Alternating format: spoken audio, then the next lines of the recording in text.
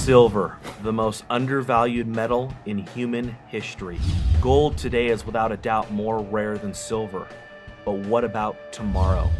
On average today, for every 10 ounces of silver pulled out of the ground, only 1 ounce of gold is mined.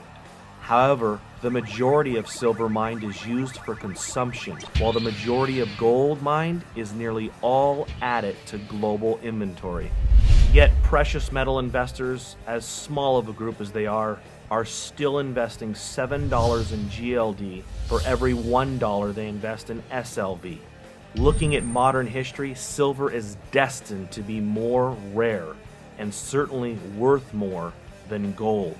In 1950, there were 10 billion ounces of above ground available silver. By 1980, it shrank to 3.5 billion ounces. And in 2010, it is estimated that above ground available silver supply is between 500 to 700 million ounces. To put this into perspective, total above ground available gold in 1950 was 1 billion ounces. And today, it's estimated to be around 7 billion ounces. In 1980, when silver nearly reached $50 per ounce, global population was 2.5 billion people. Global GDP was $10 trillion, and China had the 11th largest economy. Today, global population is near 7 billion people. Global GDP, $60 trillion, and China is now the second largest economy. So the population since 1980 is up 176%. Global GDP is up 500%. Above ground available gold is up 600%. Meanwhile, above ground available silver has plummeted at least by 91%, and the price is still down 46% from its 1980 high of $50 per ounce. To say the opportunity in silver is enormous is an understatement. Looking at the historical silver to gold ratio of 15 to 1, silver is highly undervalued today. It now takes 50 ounces of silver to purchase 1 ounce of gold. Even when ignoring the above ground supply deviation, mined metal production should at the very least bring that number to 10 to 1. Using today's prices with gold at $1,400, silver should be worth no less than $140 per ounce. Silver is being consumed more than ever, and it is a fact that there is less above ground available silver than there is gold. Industrial demand for silver is up 18% in just the last year. The need for silver is growing by the day.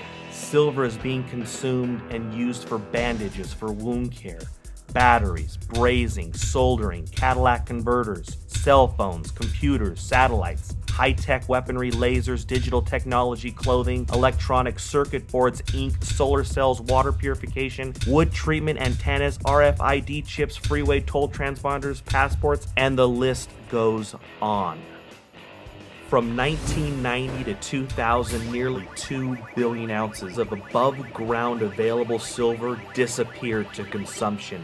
Yet industrial demand for silver was only 35% by the year 2000. Today, it's 54%. And looking at the new uses for silver, the silver production deficit will only widen. China, since 2003, has been growing its solar energy base by almost 100% every year. By 2014, the world will need 130 million ounces of silver just to satisfy 1 year of global solar demand. The world has consumed so much silver in the last 50 years that the last time above ground available inventory was this low was 1300 AD. The deficit of silver production has been met mostly from government stockpiles.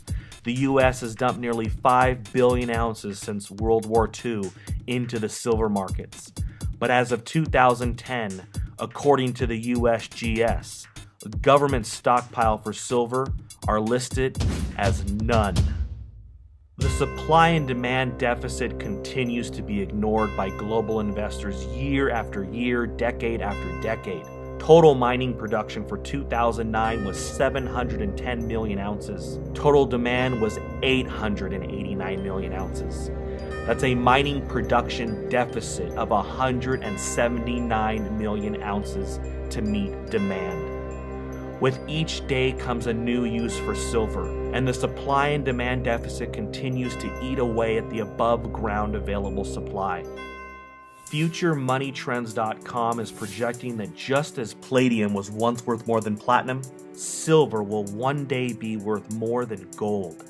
The demand for silver will continue to increase, yet mining production will never be able to keep up, depleting the above ground available silver supply possibly by the end of this decade. Silver may be the greatest investment in human history. How often doesn't any generation get the opportunity to invest in a finite resource that will soon be extinct?